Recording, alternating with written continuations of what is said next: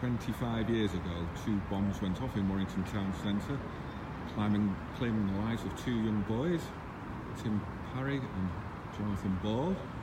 We're here at the Peace Centre now, which is a living legacy to the 2 boys, and we're going to take a look inside and meet Colin Parry, who's going to show us the living memorial to the youngsters who died so tragically 25 years ago.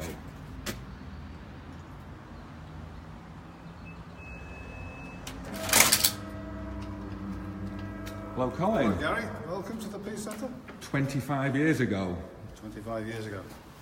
It seems a blink in the eye in many respects, because we first met 25 years ago in tragic circumstances. That's right. Come on, Gary. Yeah.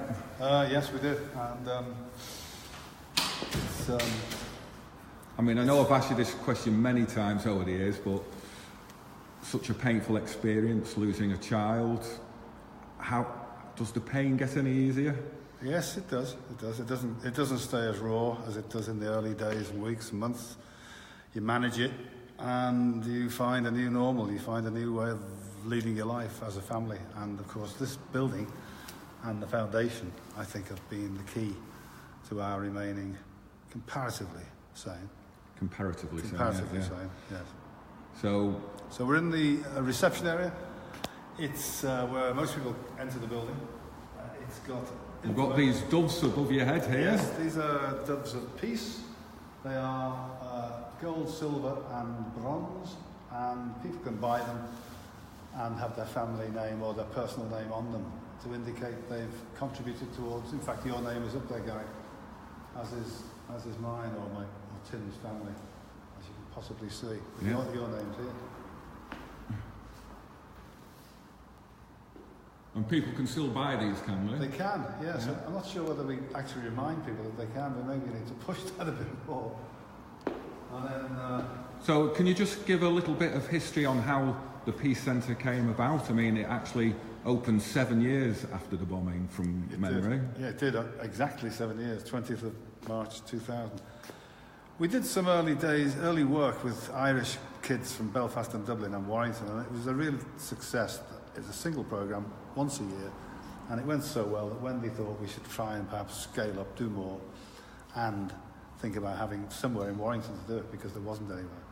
That was the concept of the Peace Centre. But if I tell you that the original concept was nothing on this scale, it was, well, I don't think we had a concept. We just thought we would have a building, no idea what it would look like, what it would contain within it. But this building was subsequently designed by an architect firm, and with a lot of consultation, taking account of the views of children as well. It's been designed as it is. It's light, it's bright, it's open, it's colourful, lots of rooms, nice shapes to rooms. So the building itself has a nice, easy feel about it. It's got a kind of peace all of its own. And in here, we now provide information in the form of statistics or metrics, whatever you'd like to call them, about the nature of world terrorism. Some of these stats are now in need of updating, but they are an indication of the scale of the problem of terrorism in the world today. And then over here, behind that, you can see we have a timeline of our history.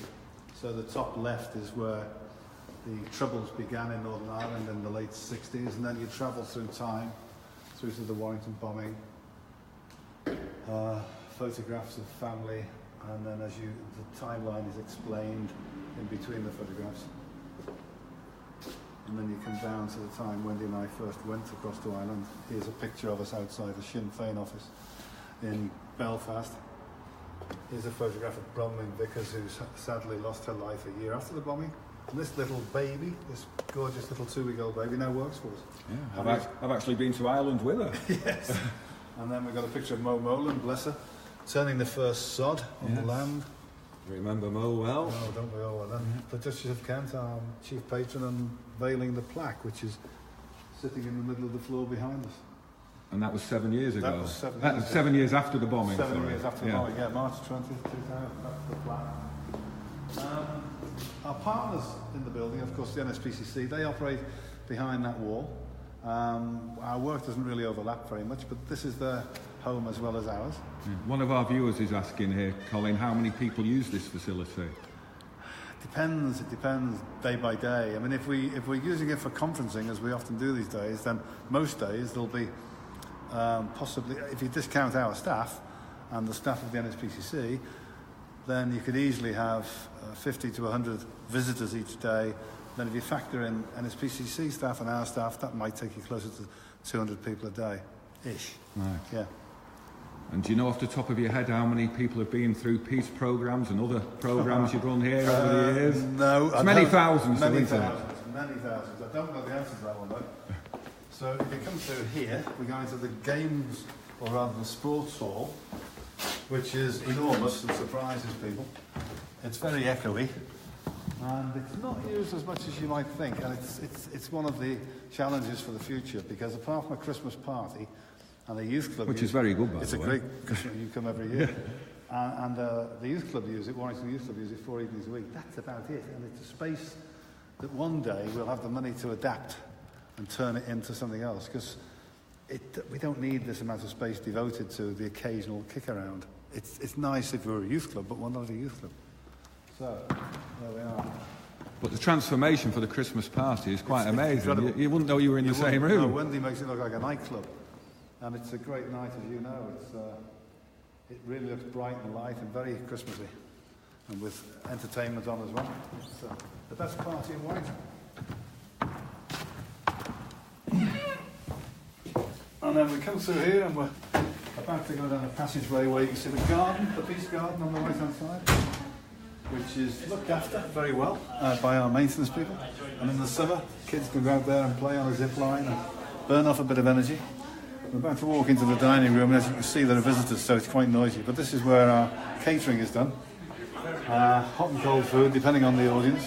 And we're going to have to squeeze through some people now. Yeah. Sorry, can we just... Is there on the box? Thank you. Okay, just go and find some.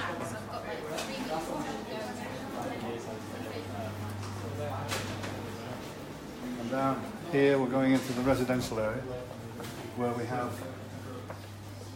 a number of bedrooms, and we can,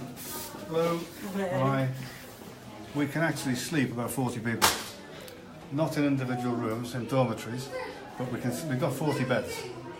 Here's another timeline of our history from that fateful day through to the date we opened the centre. And over the years, you've had quite a few famous visitors here, haven't you? We have. I'll take you through here. You'll see many of them. So as you can see, we have a room named after the most important woman, aside from Wendy, in the history of this building. She was individually incredibly important. Well, she set the £1 million challenge, didn't she? Did. In the middle of the town centre. I remember it well. Yes, she said it in very flowery language. Yes. And we actually met her targets. We met her challenge. Yeah. So this is the Momola Lounge. It's high quality furniture. It's comfortable. It's warm. And on the wall here, you'll see a sort of rogues gallery. That's a bit unkind, but a gallery of mostly famous people that many people would recognise. There might be the odd one that people might say, "Who's that?" But prime ministers and... There's Princess Anne. She's coming next Tuesday, isn't she? She is indeed, yes. Terry White, George Osborne, David Cameron, John Major, Sir John, a local actor, Chris Bisson from Emmerdale, who lives in Lynn, our former MP, Martin McGuinness, of course, who was a controversial visitor when he came here. I think he's been here a couple of times. He's been here twice, yeah, of course he's dead now. Yeah. He's dead now. Aye. So, if I turn you around, we can then have a wander upstairs, which is mostly offices. But we can see where we all work. Hello.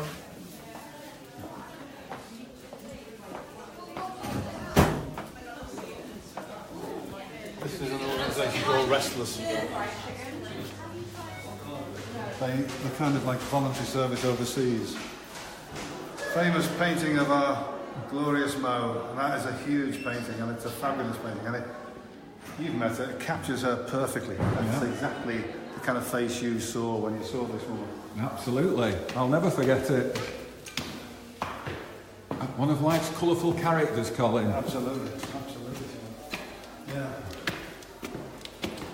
Do you think this peace centre would have ever happened if it hadn't been for the challenge Mo set down? A peace centre, yes. Yes, I think it would have been a building, but I don't ever think it would have been as big and as impressive and as influential as this is. Yeah, I don't think it would have been on this scale. Because all those years ago, £1 million was a lot of money. Well, it was. Of course, the building was £3 million in the end. Offices. Mo's first visit to Warrington, 1998. You can see her armed support officer over her shoulder on every photograph. Obviously, he was very nervous that they're just walking through crowds. To me, it only seems like yesterday, that, but... That's 20 years, isn't it? 98. Yeah, and then, again, officer, Wendy's office, although she's not in today. Hello, Terry. Do come out. Oh. All right. This is the staff kitchen where they make themselves a coffee or a tea, sandwich, and then if you...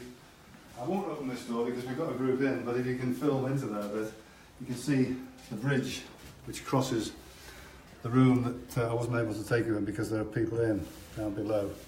It looks like someone's coming through the door. Yeah, it looks like cloudy.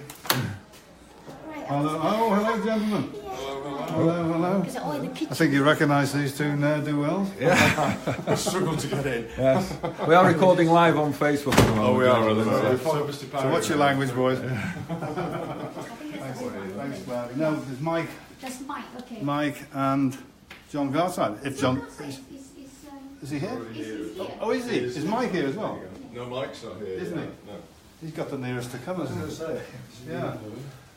So, we'll go down this way and we'll go down to the rooms which have been named after specially important people, like John Garside. Have you been up here before? You guys? Have you? I don't think John has. So, Gary, you remember this man? Mike Sanders, yeah, former chief exec of the Borough Council. John Garside, great supporter until the poor man died several years ago. Jim Melville, I remember Jim as well, yeah. Jim was exceptionally helpful. Died suddenly when the London Olympics ceremony was on. And then if we've lost John already, have we? He always hives off something, doesn't he? This is the bridge across the Mobolan Lounge, which you saw a moment ago. So you can look down on people from on high. Yes, there's been a few famous people on that city.